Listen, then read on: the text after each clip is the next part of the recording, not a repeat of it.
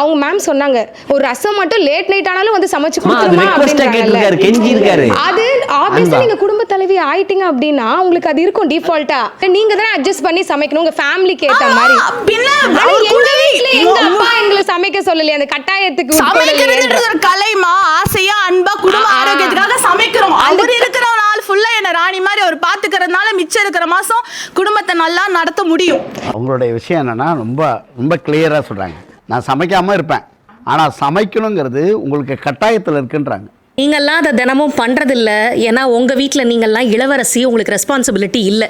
நாங்கள்லாம் அதை பண்ணுறோம், ஏன்னா எங்கள் வீட்டுக்கு நாங்கள்லாம் அரசி, நாங்கள் ரெஸ்பான்சிபிலிட்டி எடுத்துக்கிறோம். இல்லை ஒரே ஒரு விஷயம் தான், அவங்களும் இளவரசியாக இருந்தவங்க தான் இப்போ அரசி ஆயிட்டாங்க.